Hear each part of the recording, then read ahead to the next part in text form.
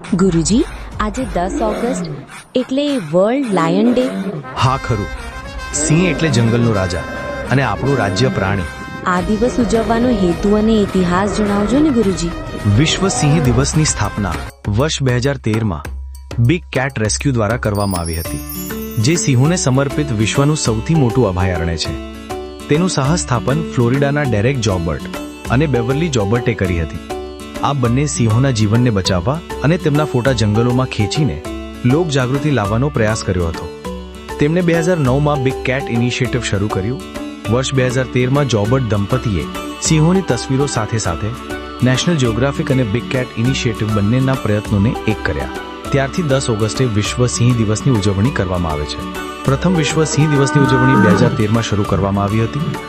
આપણે ગુજરાતમાં વર્ષ 2016થી વન વિભાગ દ્વારા વિશ્વ સિંહ દિવસની ઉજવણી કરવામાં આવે છે.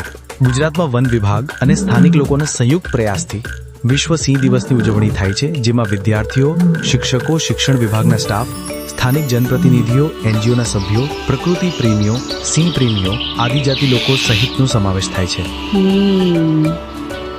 સિંહ તો ગુજરાતનું ગૌરવ છે અને ગૌરવનું રક્ષણ કરવું ગૌરવની વાત છે. સિંહનો સ્વભાવ એ છે કે તે ભય નહીં પણ આત્મવિશ્વાસથી જીવે છે. સિંહ એ બિલાડી કુળનું પ્રાણી છે.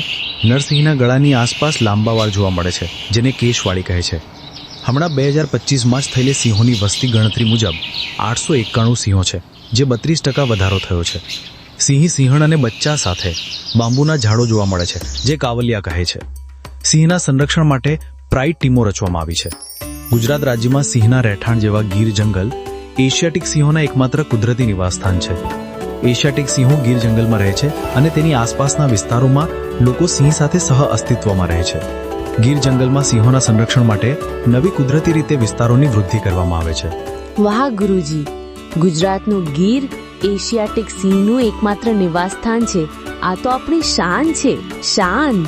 હા, ખરેખર સિંહનો સ્વભાવ એ છે કે તે ભય નહીં પણ આત્મવિશ્વાસથી જીવે છે.